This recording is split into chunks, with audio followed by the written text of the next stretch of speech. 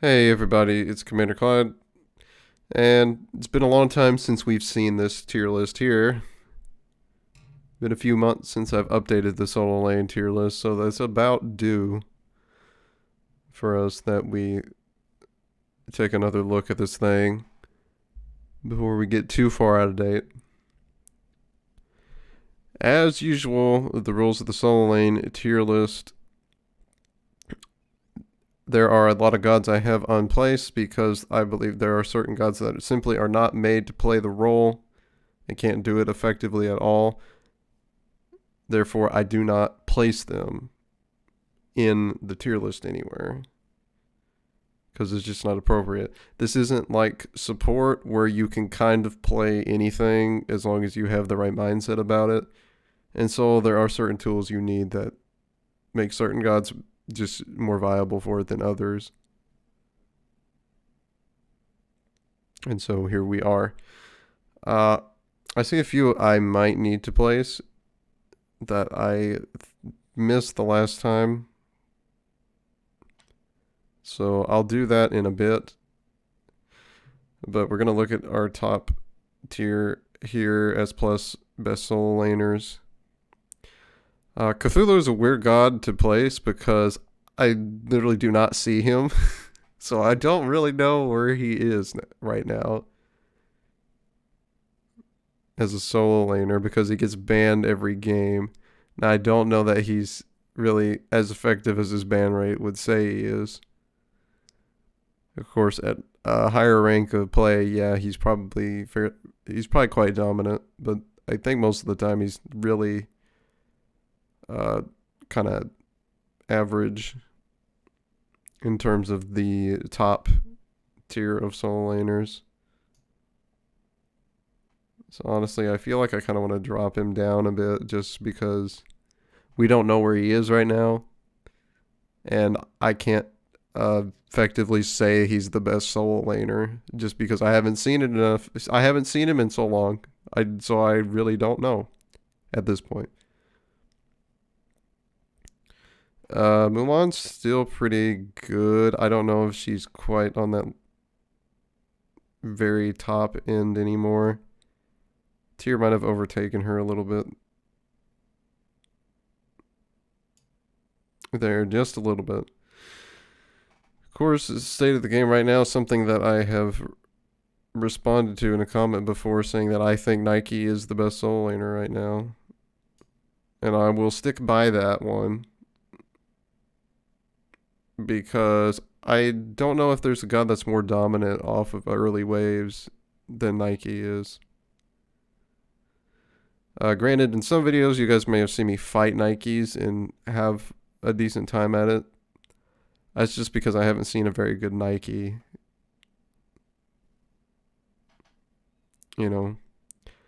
And I've won most of my Nike games. I might have lost one, but I don't think it was dependent on my performance. But yeah, the early dominance is crazy. She can clear waves really fast. And then she can poke you and get pressure, which means she can look for early kills. There's really not going to be a time where you're going to outpressure a Nike if they're playing the god properly. And of course, her late game team fighting, very good. Big AoE, ult slow, damage, shield thing. She can jump at people and isolate targets. Her one is a lot of poke that can hit multiple targets. And her 2 can actually be used as peel late game for your carries if you are in that situation. So she does all around pretty much everything well. I don't think she has a bad phase in the game currently. So that is where she's going to be. Hercules, I'm not liking that much right now, personally. So we're going to put him down.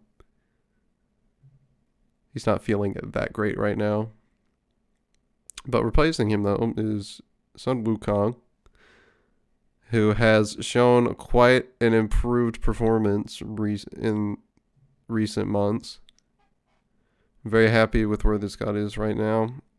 He's fairly middle of the road for the most part, but he's His clears improved quite a bit. He's a bit more of a threat in the lane than he used to be right now. Late game is alright. It's pretty much the same as it was. His ult helps, and he can go after single targets, but that's about all he does well in the late game. He's kind of an awkward late game character because none of his abilities can really affect a whole team very much except for his ult, and that's just damage. So isolating single targets, pretty easy for him, but that's about all he really does well late game. Anyway, let's see. Does anyone feel like an S plus character right now? I don't think so, really, because most of the ones up here on this top line do have ways you can fight around them, so they're not gonna be up at this upper tier. I don't know. Osiris has been in a really weird spot for a while. I don't know what his deal is. I've had some pretty bizarre games with this god. Yeah, Hades is Hades. I don't have much to say about that. Vamana, there's certain gods that are better than him early and can get a big lead on him and put him behind, so he's not really gonna be moving up there. And you got all the alternatives down here that can do it, kind of, but limitations.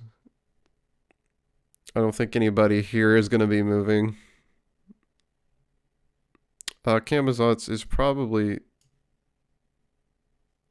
a little better than what I have him rated there. Loki, I'm actually going to move up into the S tier because I think his new kit is actually better for him being in lane and like trying to do things other than just wait until late game and split push like everyone is used to playing him. He can do a little bit more now than that. He's not so reliant on trying to split push anymore because his new kit actually lets him fight better than in lane than what he used to, at least in my opinion.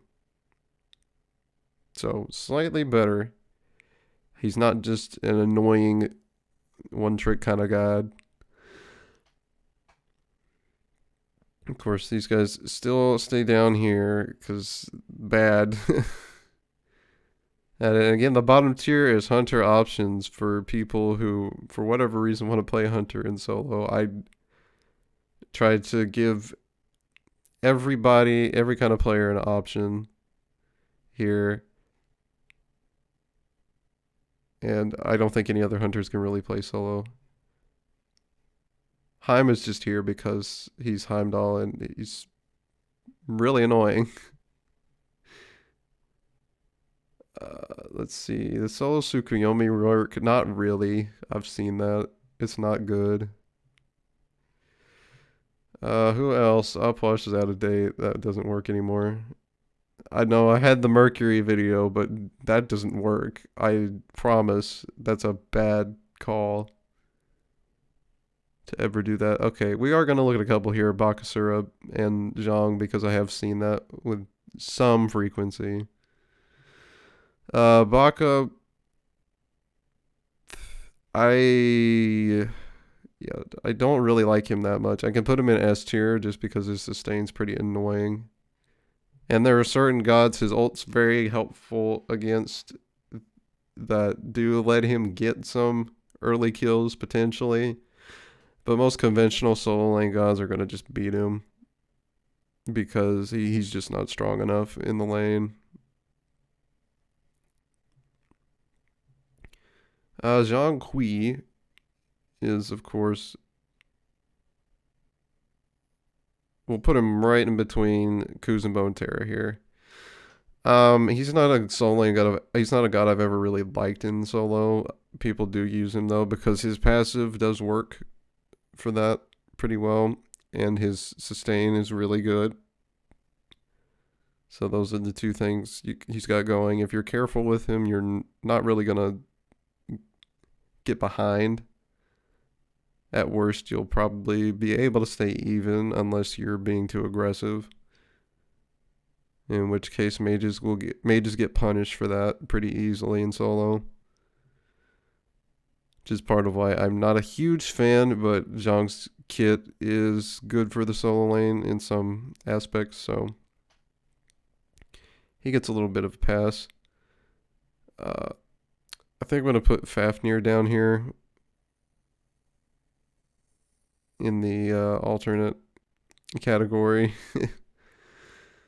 For weird gods you could play in solo situationally, but not really, because Fafnir is a solo lane viable character, kind of.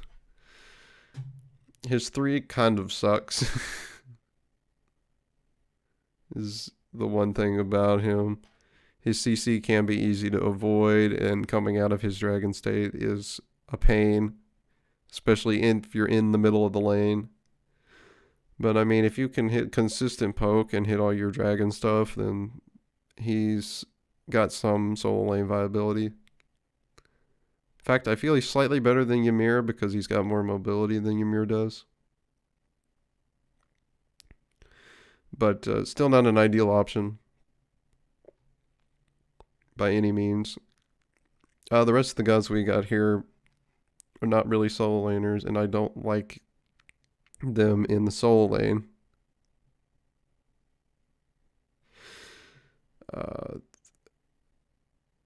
Based on what's still here, I think Fenrir could maybe be a solo lane option, but he's the last one, I think, up here in the unplaced gods that I think technically works.